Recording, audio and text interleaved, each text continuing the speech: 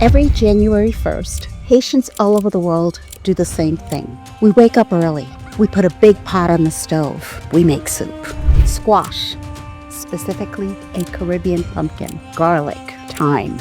We call it tradition. We call it culture. But here's the part we don't usually say out loud. This soup was never meant for us.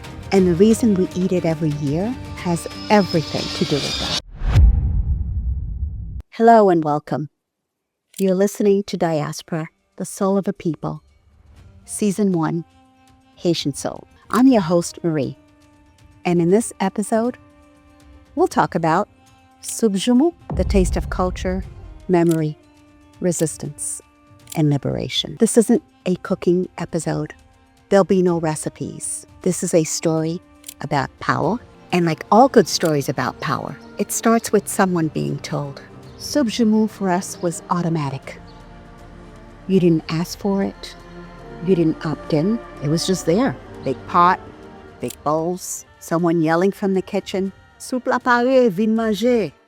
Come and get it. Soup's on. Soup's ready before it gets cold. No one explained much. You just ate. You said, "Bonne année, Happy New Year."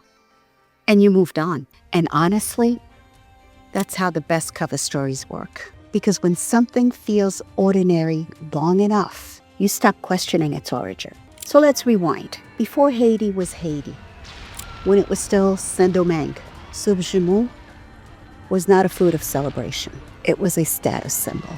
French colonists ate it. Enslaved Haitians did not. And here's the detail that always got to me. The enslaved people grew the squash, harvested it, cooked it, served it, but they just were not allowed to eat it. Not because it was rare, not because it was special or sacred, but because it wasn't meant for them. Which means the soup wasn't just a meal.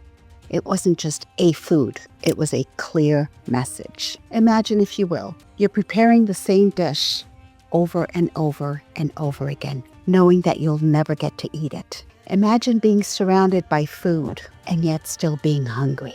That's no longer about hunger. It's about control, because power doesn't always scream. Sometimes it just simmers right there on the stove. And then came January 1st, 1804. Haiti declares independence. And here's where people expect history to say certain things. People expect history to bring out the flags, the speeches, the declarations.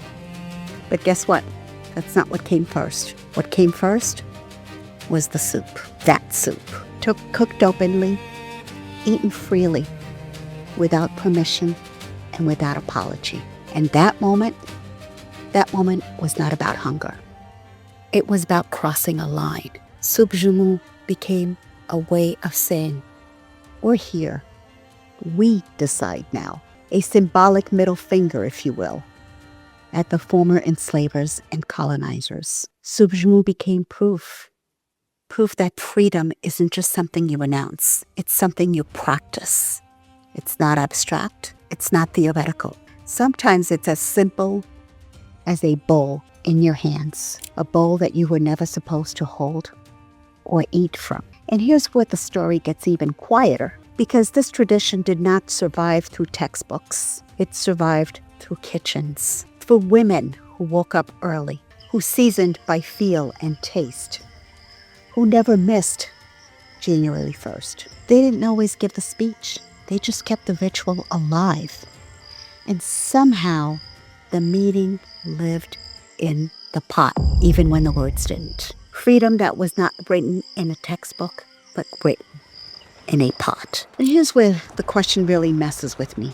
What happens when we keep the ritual, but forget why it began in the first place?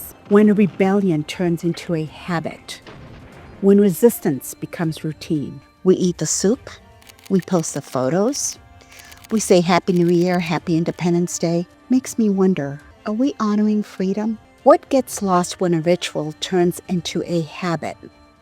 When something that was born from refusal and reclamation becomes just another thing we do because we've always done it. Because Soup Joumou isn't really about the past. It's about a choice, about remembering those who decided that they were done asking for permission. It's about realizing that some traditions are actually receipts, proof that somebody somewhere said, enough, no more. So let me leave you with this. What traditions did you inherit from your family, from your culture, without the full story behind it?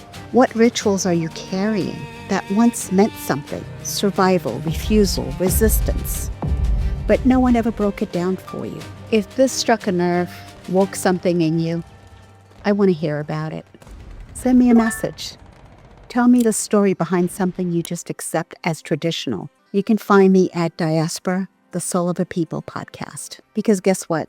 The most critical stories aren't the ones we don't know. They're actually the ones that we think we already understand. Again, this is your host, Marie. And with that, I'll leave you for the week.